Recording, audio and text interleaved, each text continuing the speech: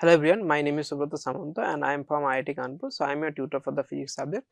So Gauss law provides you to either way calculate the electric field when you consider the surface have a symmetry, right? So that is called the Gaussian surface. So we will discuss more about this in this class, okay, and some applications of the Gauss law. Basically, we apply the Gauss law in case of first, let us say, apply to the infinitely charged plane, okay, sheet, okay. So you calculate the electric field due to a uniformly charged infinite plane sheet, okay. So yeah, so infinite plane sheet, infinite plane sheet. So basically if we consider a plane sheet, this one, right, plane sheet, okay, and the surface charge density of this sheet is sigma. This is becomes surface charge density of the sheet, and if we draw an axis, so let us say this one is x axis, and so let us say this one is x axis and this one is a y axis and this one is z axis. So it placed in the yz plane, right. So this one the uniformly charged infinite plane sheet, uniformly charged infinite plane sheet. This one is a 2D surface that placed in the yz plane, placed in the yz plane and have a uniform surface charge density is sigma, right. Now we calculate the electric field due to this charge distributions. So we consider a Gaussian surface. So in this case we choose a Gaussian surface, basically this thing. So on the x axis, okay, so the either way we can draw this, either we can understand by drawing this in this way, that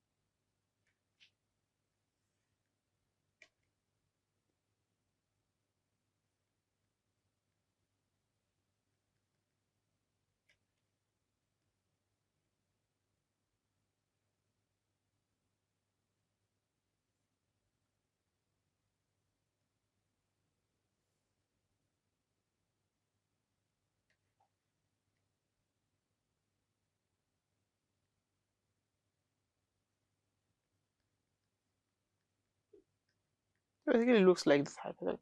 So you consider a surface that passing through the through this plane, charged plane, okay, perpendicular, and in the x in the x cap, okay, and this one is placed the y cap and this is the z cap. So basically consider a Gaussian. So here the Gaussian surface, Gaussian surface rectangular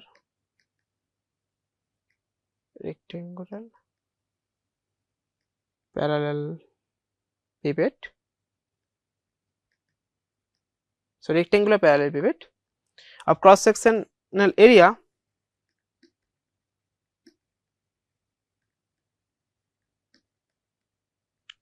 A, okay, and this rectangular pipette parallel pipette placed along the x axis, okay. So along x cap, okay. So you can also consider a cylindrical surface instead of rectangular parallel pivot along x cap, okay. So that is not important for a particular surface. So you can choose any symmetrical surface, that is called the Gaussian surface, that's become easier to calculate the electric field.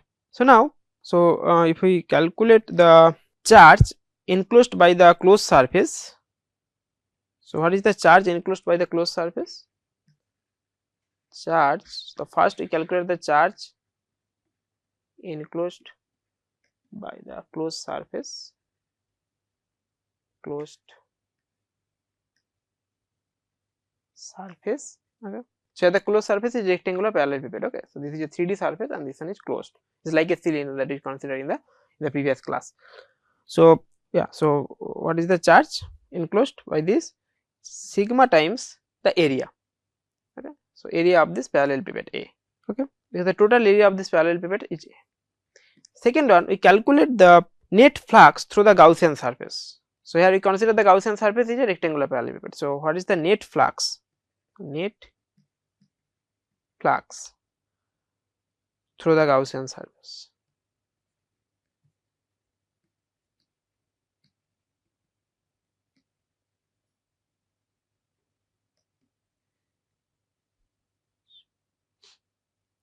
So EA, so there is two sides, okay.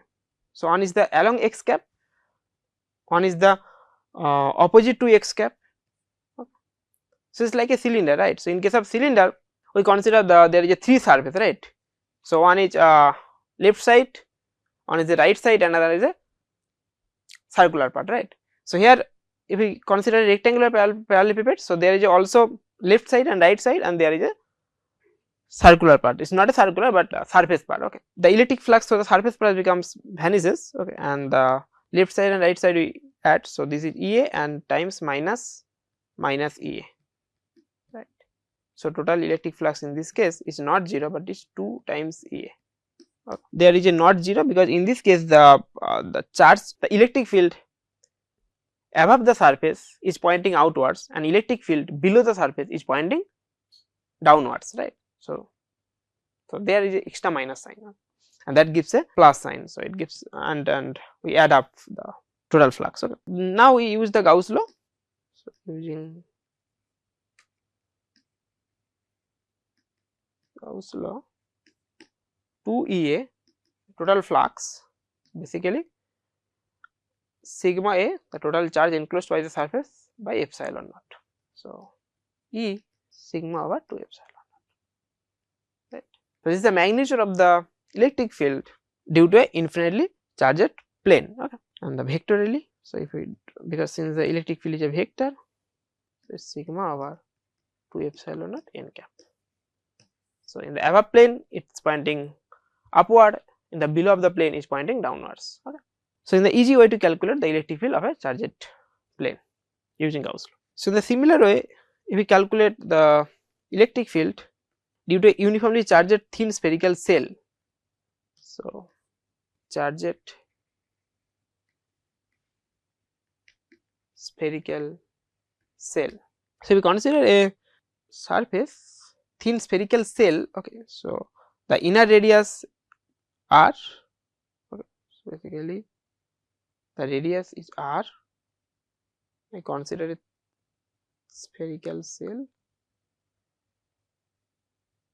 the surface charge density of this thin spherical cell becomes sigma and uniform, okay. So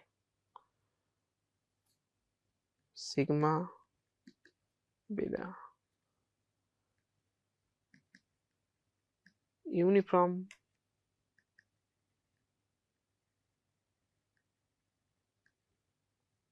surface charge density of a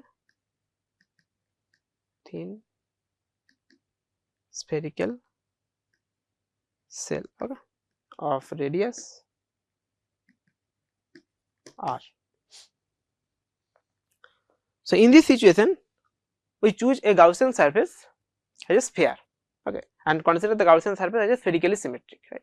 So we choose a Gaussian surface to calculate the electric field above the, I think, outside the spherical cell. So that means we consider the Gaussian surface. So we calculate the electric field in this point, let us say P, due to this charge distributions. So we consider another spherical surface, okay, passing through this point. So basically this distance R, and we consider this one is a Gaussian surface. Gaussian surface, okay, and that is a sphere. Now we calculate the two things again.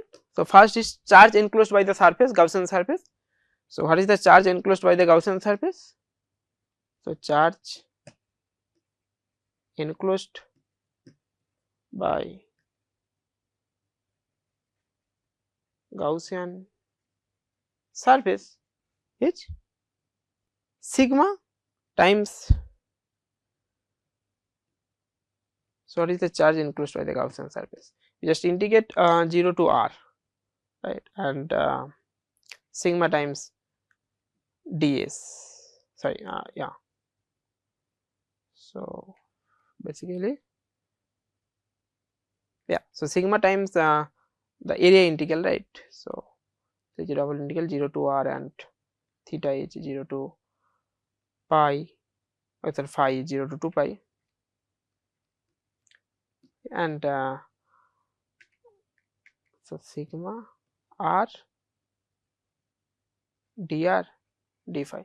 So this is becomes 4 pi R square sigma, right, because from R to, so from R to small r, right, from this distance to this distance there is a no charge density, right. So this becomes so there is in this case the sigma is 0, right. So this gives a 0. So in that region there is a no charge distribution, right. So the total charge q, it's up to R, okay, and times sigma, okay. And what is the area and the flux through the surface, Gaussian surface? The second one is the flux. So flux through the Gaussian surface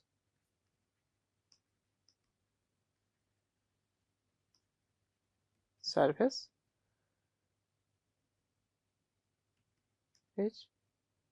So E times the electric field times the area of this surface, right, 4 pi R square. So because since the radius of the Gaussian surface is R, small r, not capital R, right.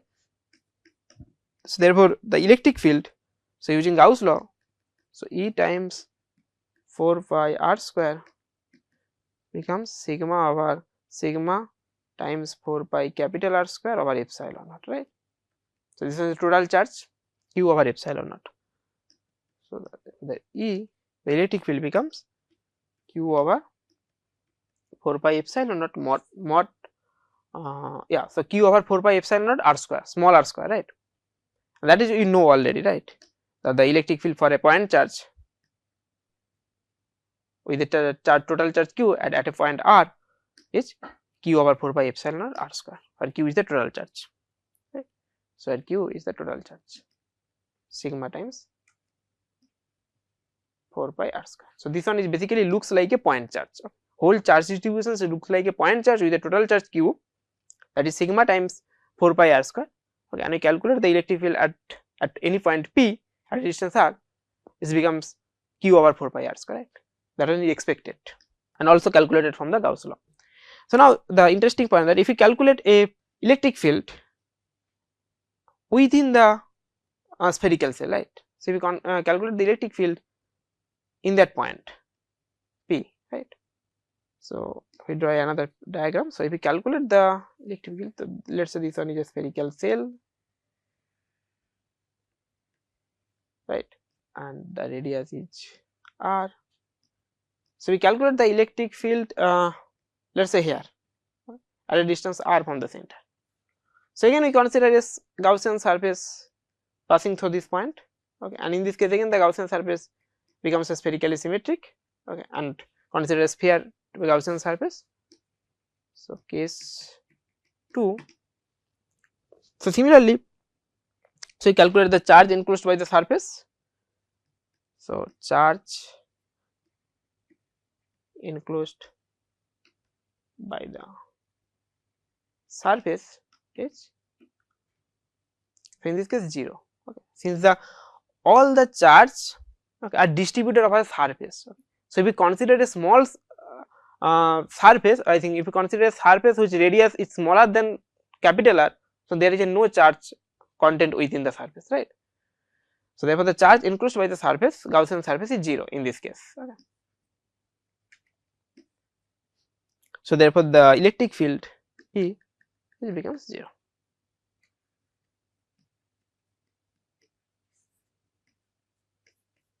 Okay. So therefore the final results is that, so E is 0 if R less than R, capital R, and E is 1 over 4 pi epsilon naught q over r square if R greater than capital R, right. This is the form of the electric field due to a spherical cell, where q is the total charge sigma times 4 pi r square.